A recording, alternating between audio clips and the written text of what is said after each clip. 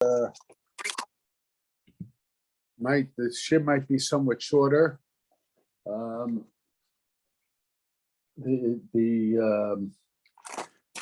Today now this Parshas Korach.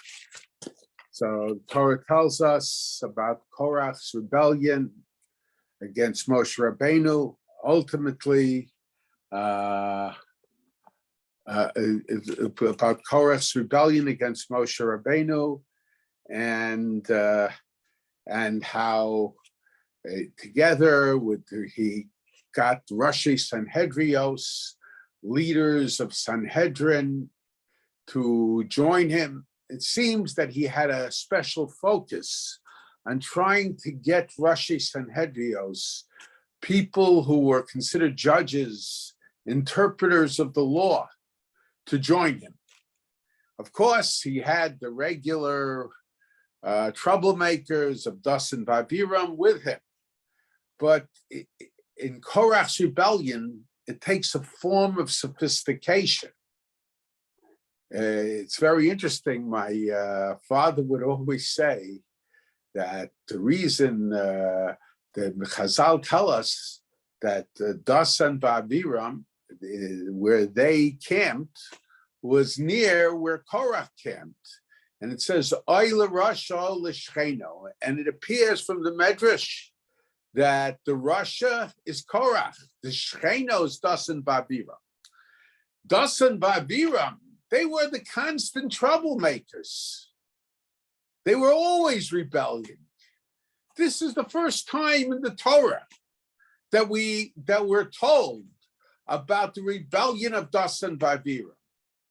But when Das and Babiram rebelled, they were troublemakers. There are certain people, they're just very negative. They're always looking for something to say.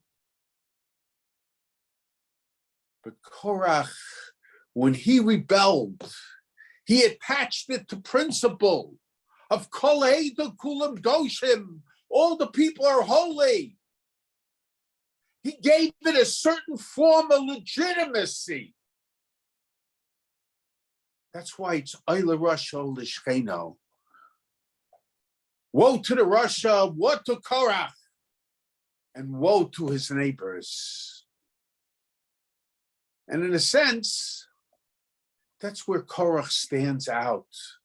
And that's an important lesson for our generation. There are people who always are against, who will go against anything that is required, that will talk against halacha, even that which is basic morality, they will talk. But today we do deal with an altogether different situation. We're dealing with a situation not where they talk against, not only do they talk against basic halacha, but they give it legitimacy.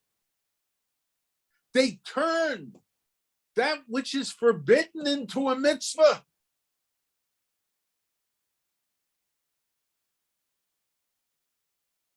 And those that are involved are considered heroes.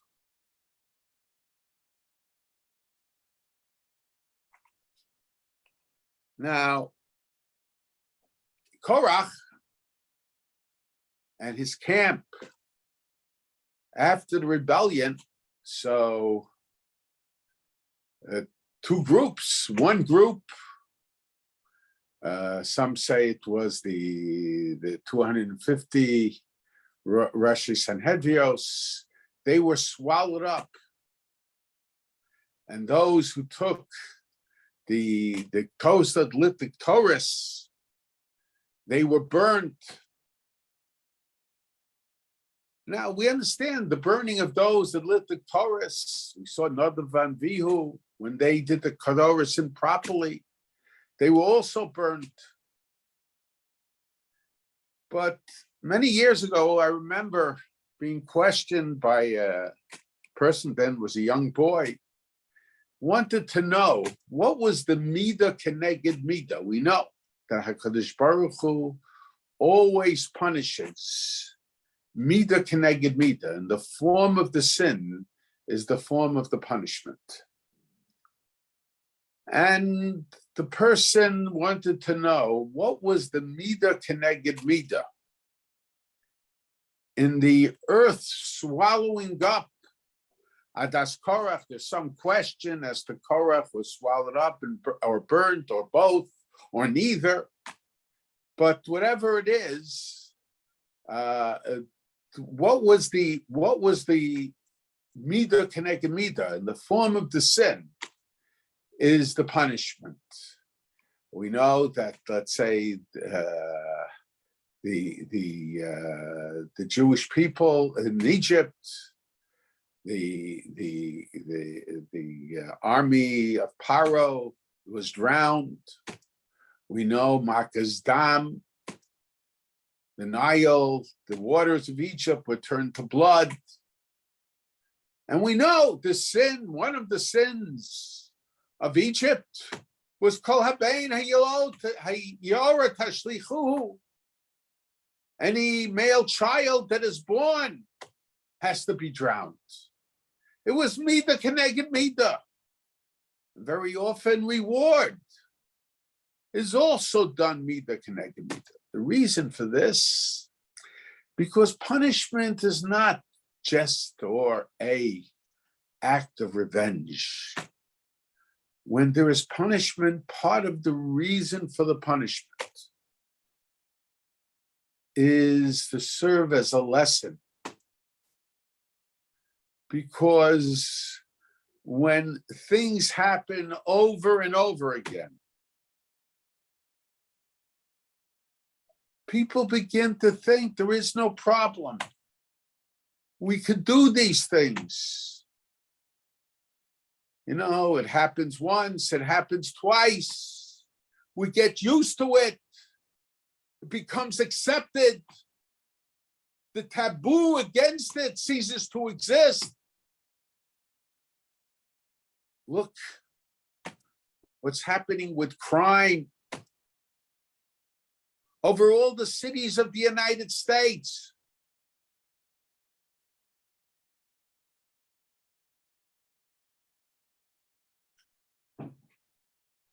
So the Torah, in punishing, the Torah wants to teach. And perhaps that's the reason for the midah keneged midah, in order for us to learn how not to react. Because if it happens, a person is punished. We say, oh, it was a coincidence. It just happened. So in order to make it clear that it was as a result of the sin that the person performed, the HaKadosh Baruch Hu uses the process of midah keneged midah. So the question is, what was the midah keneged midah in the earth swallowing up the Adas Korach? Now we have to understand Korach, and the Adas Korach for that matter.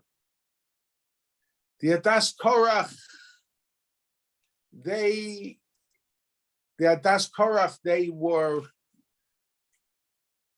saw all the nisim, they saw all the miracles, they saw what happened to many of the rebels. Let's say, according to the Ramban's opinion, they saw what happened to the Meraglim.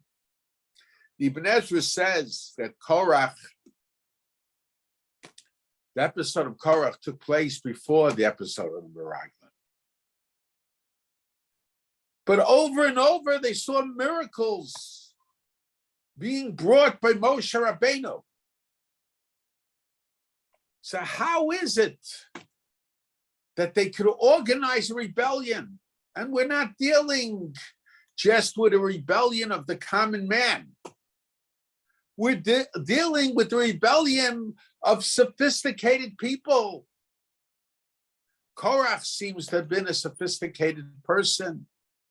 The 250 judges, they also seem to have been a sophisticated people.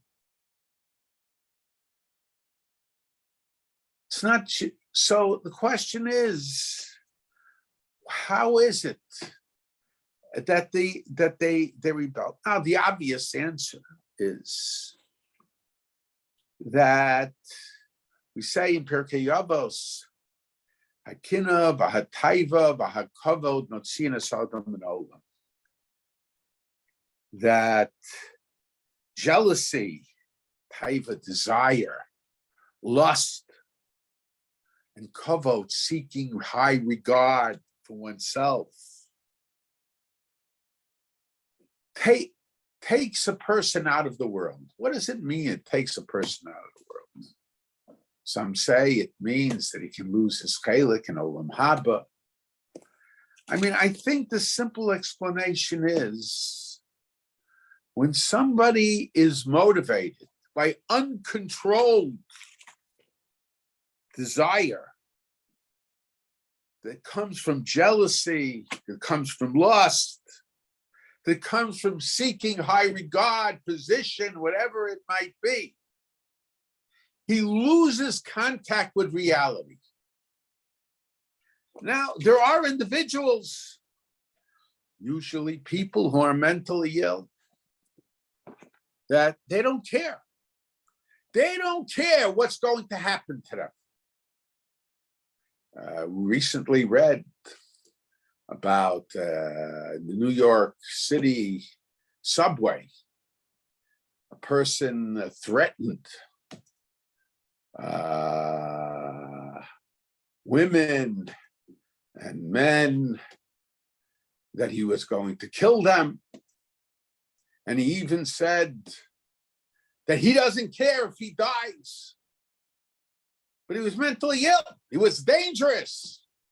And of course, in the present system of justice, or if you want to call it something else, be more likely true, the one who defended the people was put in jail, had charges pressed against him. But but that person who was mentally ill, unfortunately, in the process, he lost his own life. But of course, they're refusing to reveal all the facts about his physical condition. But the person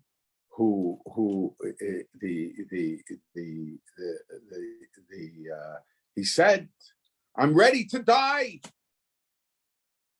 You'll always have those type. Of course, they're a danger, and you have to be protected against them.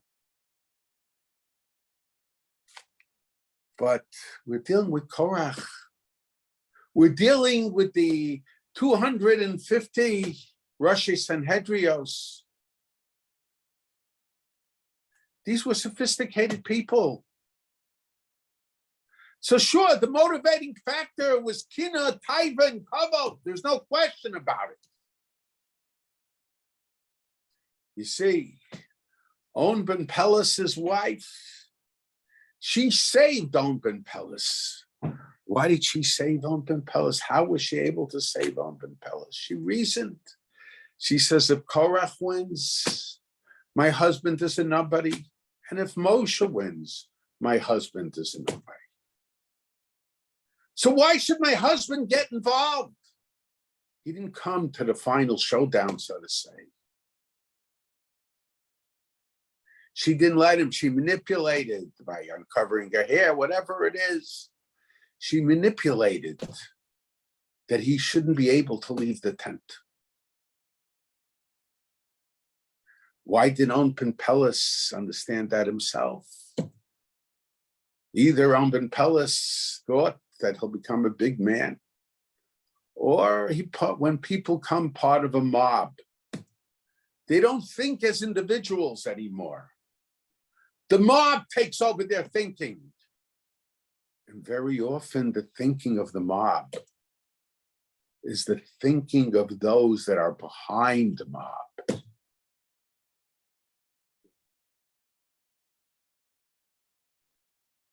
So, and the individuals in the mob, they don't see themselves as individuals.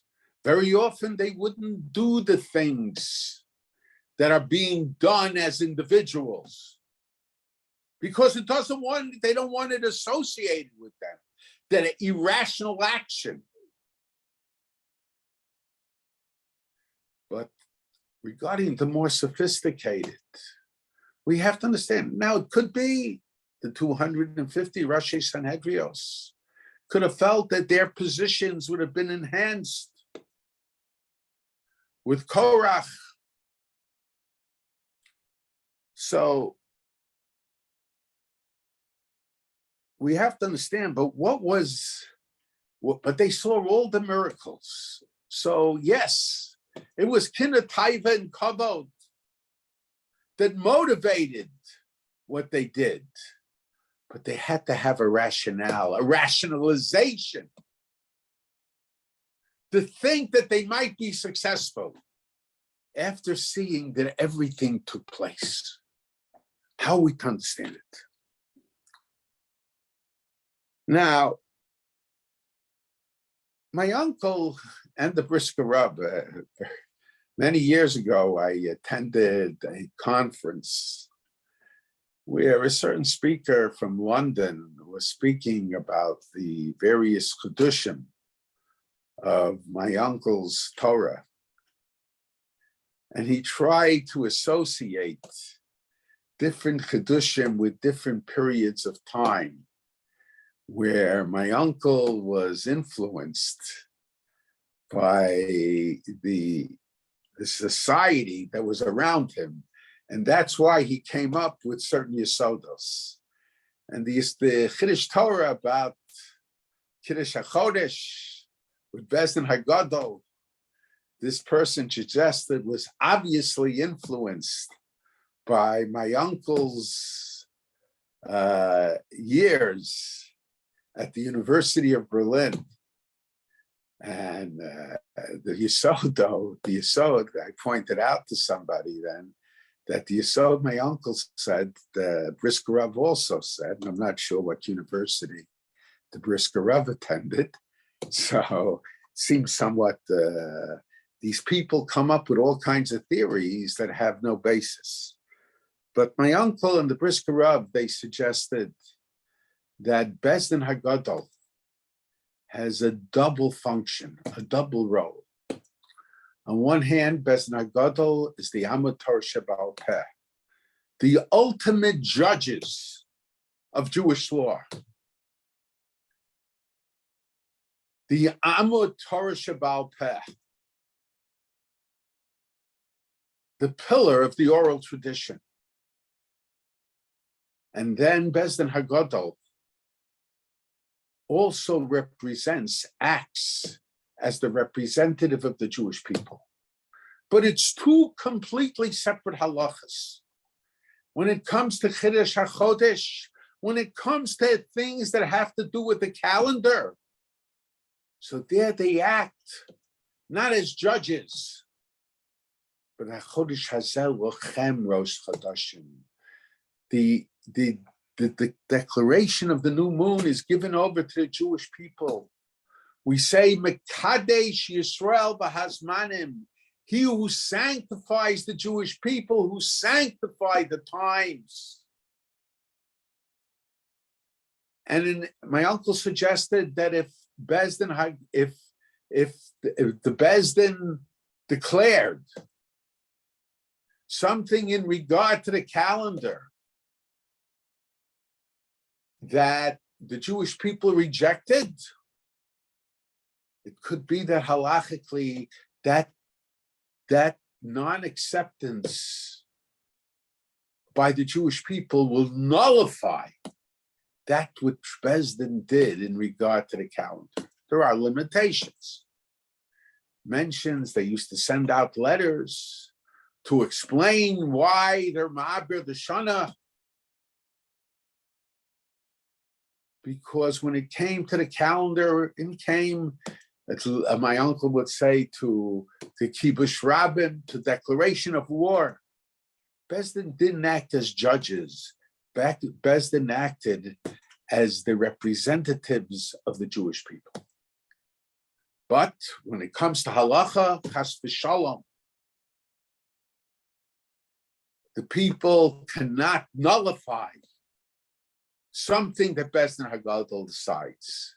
Because it's not that Bezdin Hagadol creates the halacha. It only interprets what the halacha was, what the halacha is, and what the halacha will be.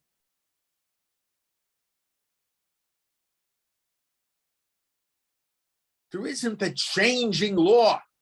Yeah, there are the rabbanans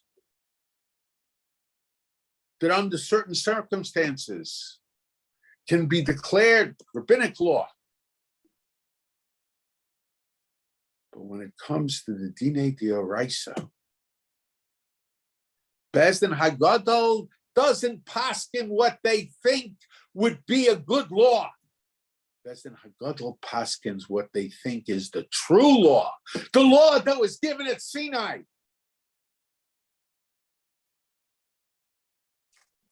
Now, I think Korach, who said, Kol ha'ita kulam doshim u'besocham Hashem.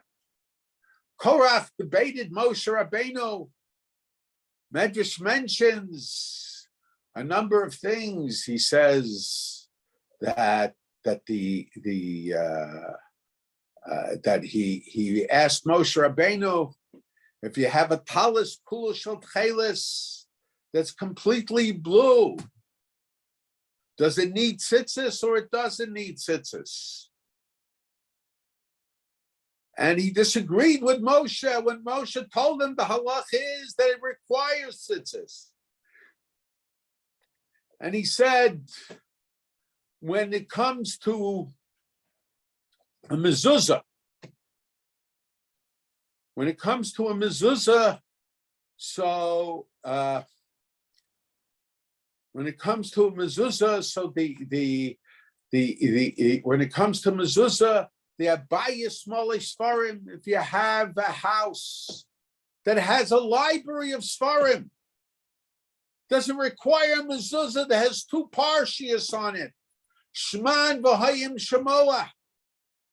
After all, what do the two parshios add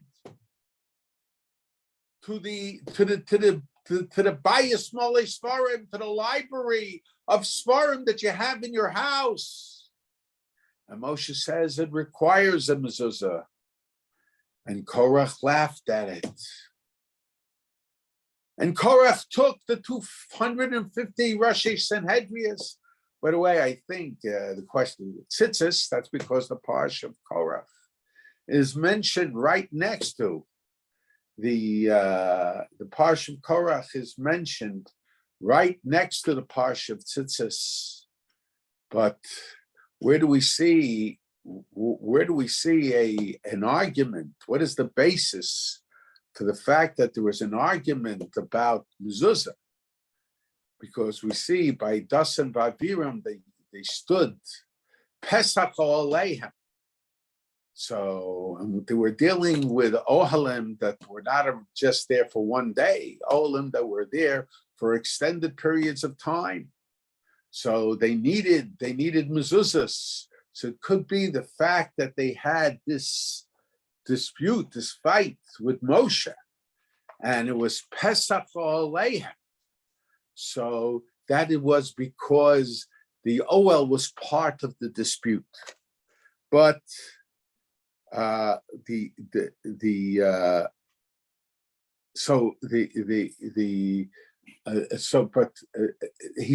started arguing. The question is, how could Korach decide what the halacha is? Now, my uncle says that he talks about the common sense popular rebellion against Torah. When people who are not authorities in Torah, people who are not part decide laws. They decide laws not on the basis of intellectual an intellectual valuation. They decide laws on the basis of what's to them common sense. But laws cannot be decided on the basis of common sense. Law, of course, a person has to use common sense, but laws have to be decided on legal criteria. On legal criteria. And for this, only those that are well versed in the law, those that have the Masorah of the generations, they are the ones to decipher what the law was and what the law is and what the law will continue to be.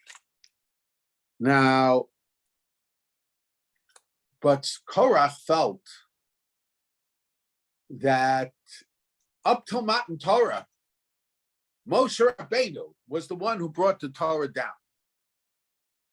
But he brought the Torah down to the Jewish people.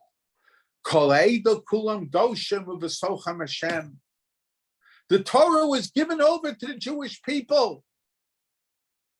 And those who act as judges, interpreting the law, they are only acting on behalf of the Jewish people. And his feeling was that if he could convince the multitudes of the Jewish people, this was his rationalization, then that would determine what the law is. And once it's given over to the Jewish people, so it depends on the way the Jewish people want the law to be. Because when it's given over to the masses are not in a position to intellectually determine what the law is. So Korach's attitude was everything, the law was now given over to the Jewish people. And consequently, the Moshe Rabbeinu is no longer the authority. And even HaKadosh Baruch Hu gave the Torah over to the Jewish law, or Jewish people. And the Jewish people, Moshe Kashim V'chad Kai, Moshe was like the best in Hagadol, but just as in regard to certain things, the Jewish people could reject the Bezdin Hagadol, so the Jewish people could reject Moshe Rabbeinu. This perhaps could have been the rationalization of Korach. And in a sense, this attitude, today, rabbis are going out of their way to turn that which is considered stringent, to declare it openly. I'm not talking about tolerating. I'm talking about declaring openly that we can accept all kinds of activities that the Torah considered toeva.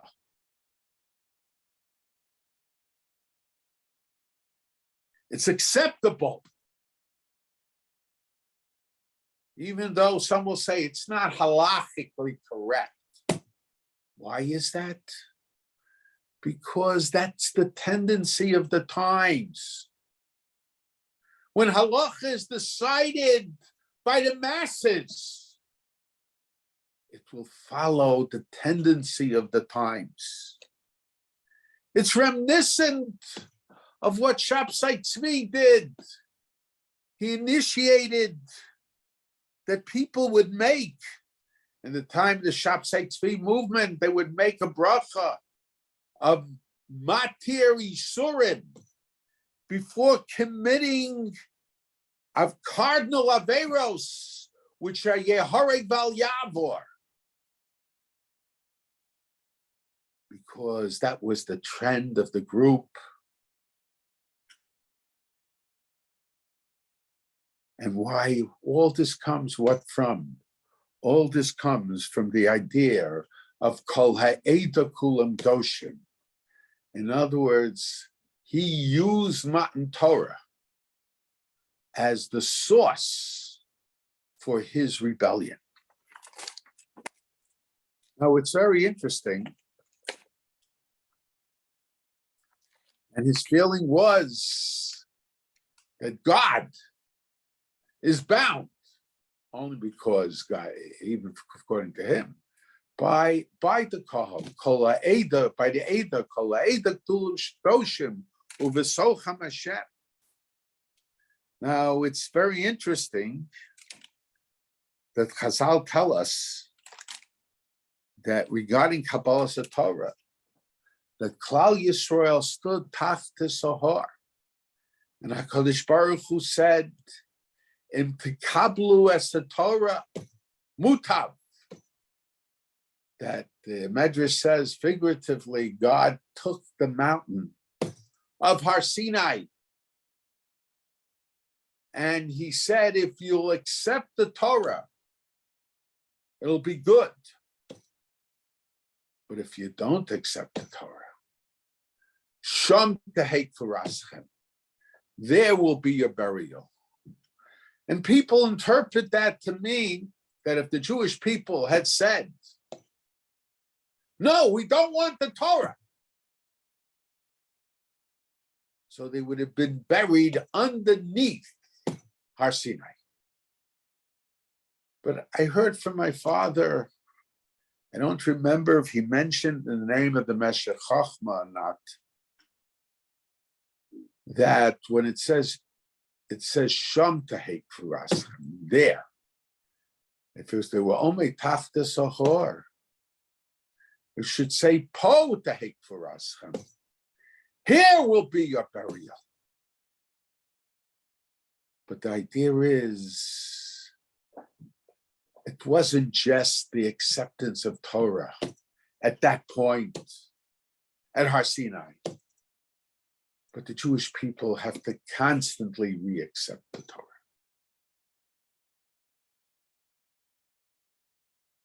The process of Kabbalah Torah began at Mount Sinai, but we are constantly re-accepting the Torah. That's the idea of Sham Tehek Faraschem. Because where you are not Mekabel the Torah, where you reject the Torah, that will be your burial. Now, Korach was using Matan Torah as the foundation for his rebellion. Consequently, it was necessary for a sign to show, because unfortunately, future generations have followed the example of Korach and argued that the Torah could be reinterpreted in the same way as many feel that the United States Constitution could be reinterpreted. I have no opinion on that question. To accommodate the needs of the time. And many of the movements that ultimately lured people completely away from halacha, completely away from tradition, and who today are spiritually bankrupt. It took time. And they know themselves that they're falling apart. But they also used Korach's attitude let's reinterpret the Torah.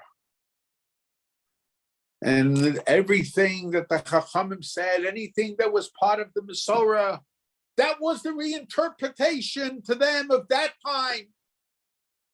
And they saw themselves as reinterpreting it in their time. And ultimately, that came to the point of a total rejection of Torah, a total rejection of Kabbalah Satorah. Some acts of tradition.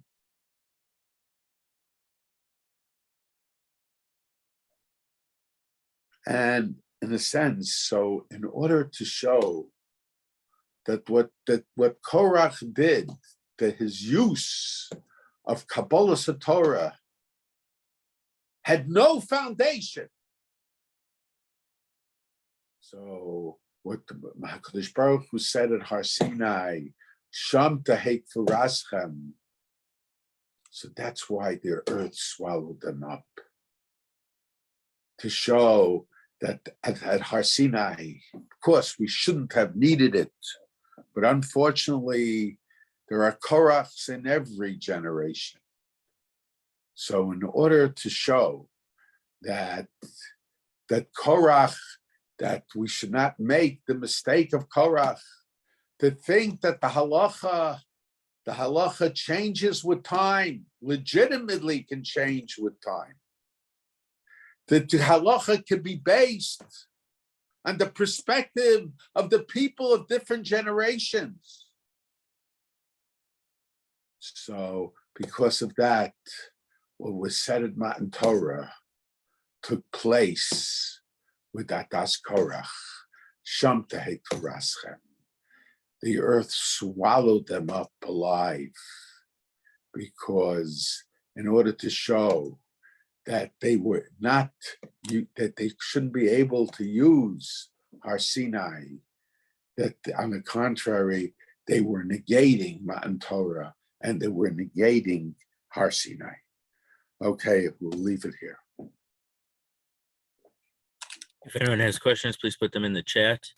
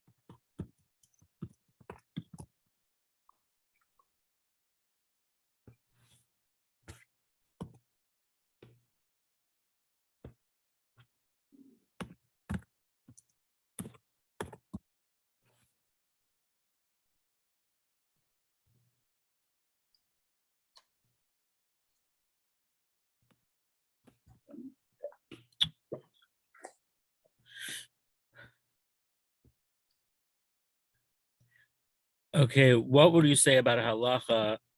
This isn't what someone asked, but let's say Mayim Achronim, you didn't ask it, that some halachos we don't hold the way that we used to. So what's the difference between that? So they say that those halachos were enacted under specific situations. Those were rabbinic laws that were enacted under specific situations. In other words, the halacha is, it's very simple. The halacha is that if a person is walking in a place where there are a lot of ditches, you have to look. Maybe you should very carefully look that you shouldn't fall into a ditch.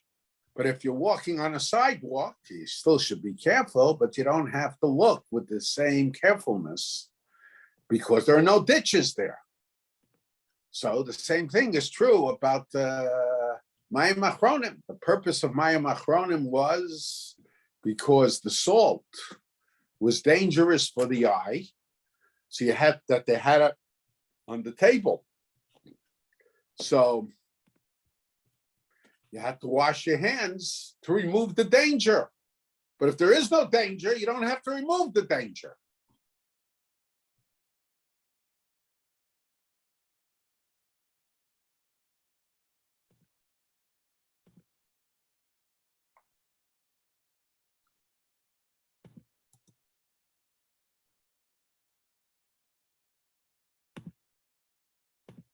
Okay, there aren't any other questions here.